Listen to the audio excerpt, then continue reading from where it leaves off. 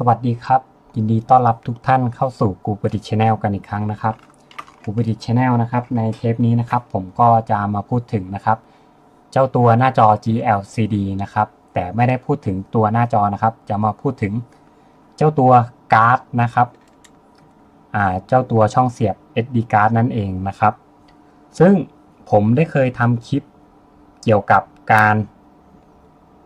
เปลี่ยนนะครับเจ้าตัวช่องเสียบ SD card กันไปแล้วนะครับ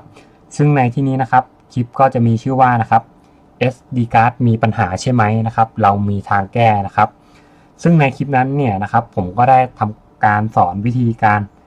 ตัดนะครับเจ้า PCB adapter Smart Controller ไปนะครับพอผมได้สอนไปแล้วนะครับก็มี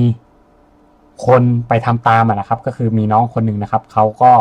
ลองทำตามดูนะครับเขาก็ทำการตัดนะครับเจ้าตัว PCB Smart Adapter ออกไปนะครับผลปรากฏที่ออกมานะครับเขาคอมเมนต์เข้ามาหาผมนะครับว่าพี่ผมตัดบอร์ดตามพี่แล้วนะครับทำไมนะครับหน้าจอตัว GLCD นั้นนะครับไม่ติดนะครับ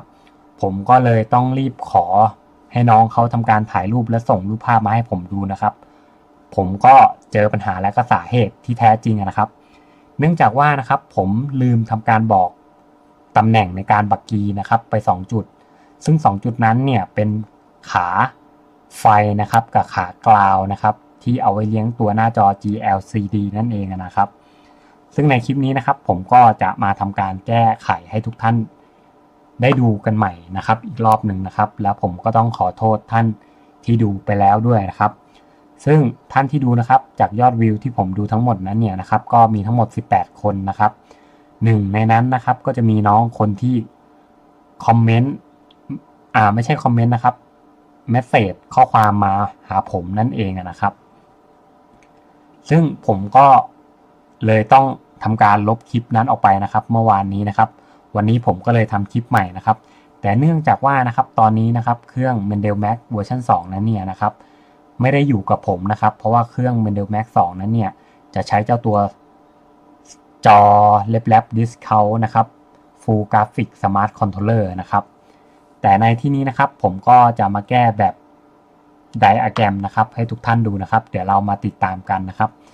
ก่อนที่จะไปติดตามนะครับผมขอพูดถึงปัญหานะครับที่เราจะมาทำการเปลี่ยนนะครับเจ้าตัว SD card แบบนี้นะครับให้เป็นเจ้า SD card แบบ Arduino นะครับ SD card แบบนี้นะครับเป็น SD card ขนาดใหญ่นะครับก็คือเป็นรุ่นค่อนข้างโบราณแล้วนะครับ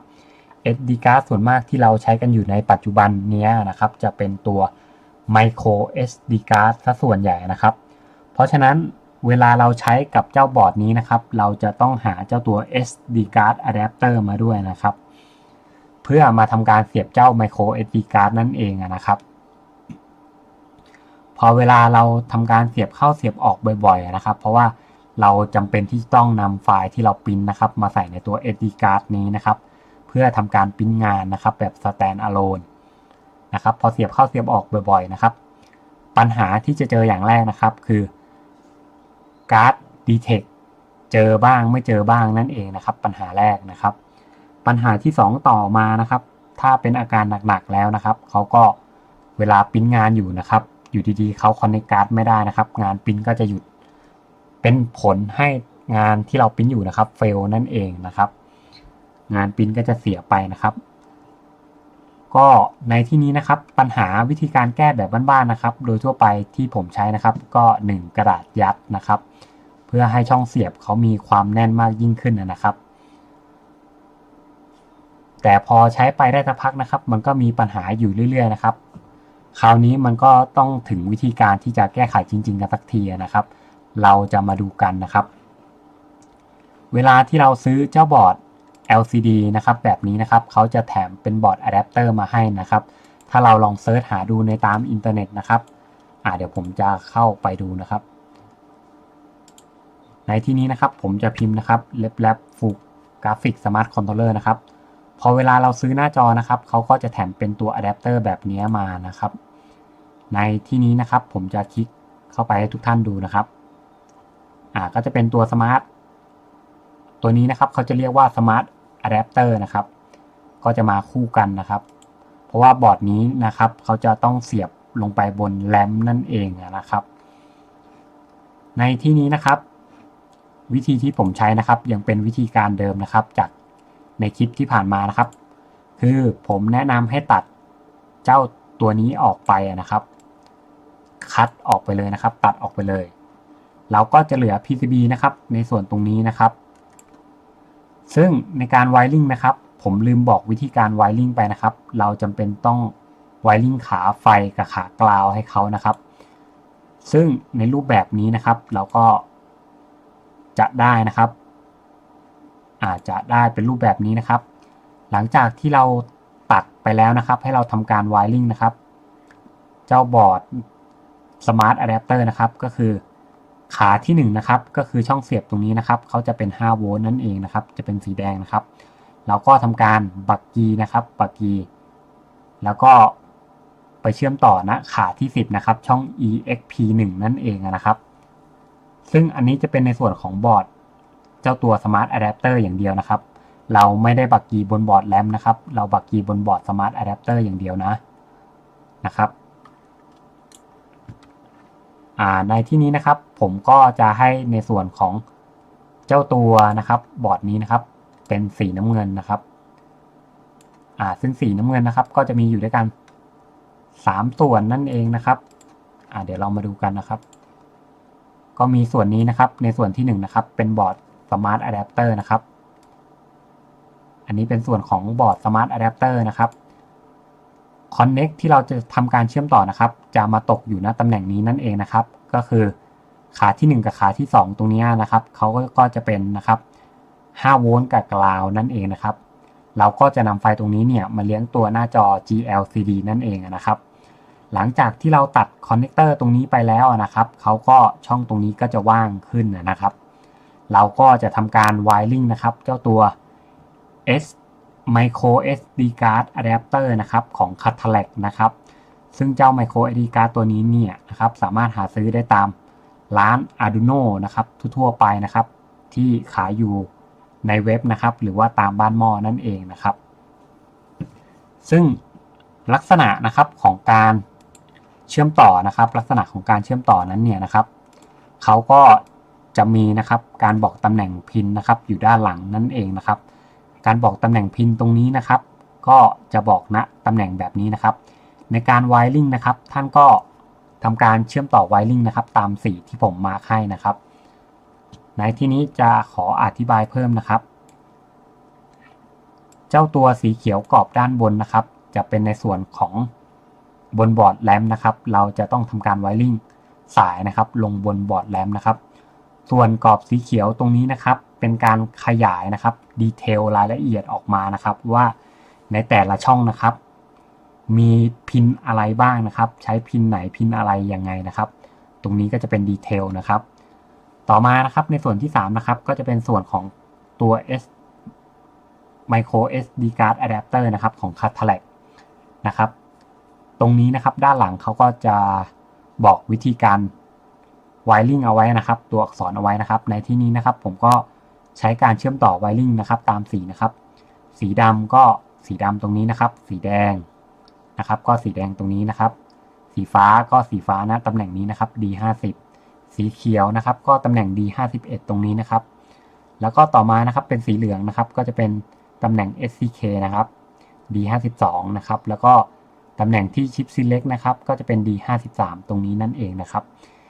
ในการแก้ไขนะครับทั้งหมดนี้นะครับเราไม่จำเป็นที่จะต้องเปลี่ยนเฟิร์มแวร์ใดๆทั้งสิ้นนะครับเราก็จะสามารถใช้หน้าจอได้ตามปกตินะครับเพียงแต่ว่านะครับเจ้าตัวช่องเสียบ SD card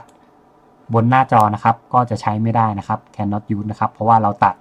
PCB ออกไปนั่นเองนะครับสำหรับในคลิปนี้นะครับก็คงจะมีเพียงเท่านี้นะครับเดี๋ยวผมจะให้ดูรูปนะครับแบบ full screen กันนะครับว่าการเชื่อมต่อยังไงนะครับ ซึ่งในที่นี้นะครับถ้าท่านใดดูไม่ทันนะครับท่านก็สามารถที่จะกดพอสวิดีโอเอาไว้ได้นะครับ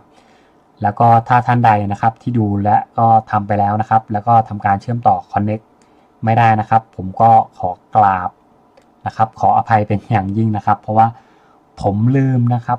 ในการเชื่อมต่อสายเจ้าตัว VCC 5 โวลต์นะครับแล้วก็กราวไปนั่นเองนะครับอาจจะทำให้ท่านนะครับเกิดความไม่พอใจนะครับผมก็ต้องขออภัยจริงๆนะครับในที่นี้นะครับผมก็ได้ทำคลิปนี้นะครับเป็นการแก้ไขให้นะครับเป็นที่เรียบร้อยนะครับ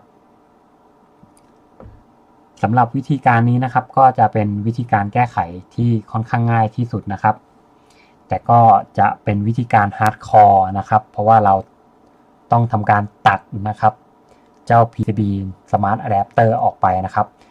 ในขั้นตอนการตัดนะครับเราต้องตัดให้ดีนะครับใช้ครีมตัดนะครับหลังจากที่เราตัดเสร็จแล้วนะครับให้เราใช้กระดาษทรายนะครับ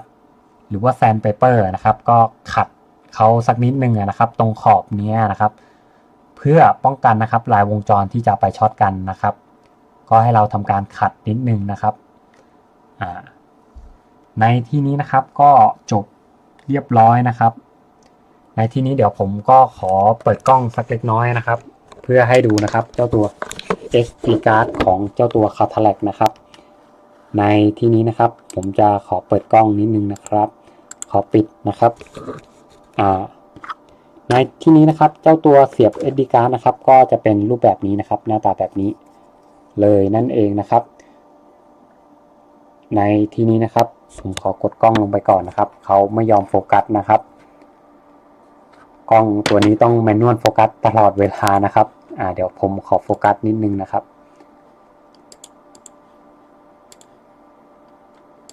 ปึ๊บนะครับ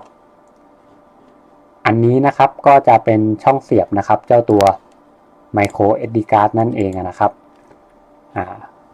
ของ Catalog นะครับหาซื้อได้ตามร้าน Arduino ทั่วไปนะครับเขาก็จะเสียบ Micro SD card ได้เลยนะครับซึ่งปัญหาช่องเสียบนะครับ Connector fail นั้นเนี่ยนะครับก็จะน้อยกว่านั่นเองนะครับแล้วก็ไม่จำเป็นต้องใช้ SD card adapter นะครับเพื่อเสียบเจ้าตัว Micro SD card ตัวนี้นะครับ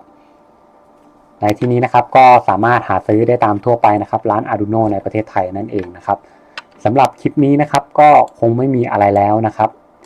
ก็ขอได้รับความขอบคุณจากผมนะครับนายแมนกูประดิษฐ์นะครับซึ่งคลิปนี้นะครับก็ผมหวังว่านะครับก็จะเป็นการแก้ไขปัญหาให้ทุกท่านได้นะครับถ้าท่านใดมีปัญหานะครับก็แนะนำว่าให้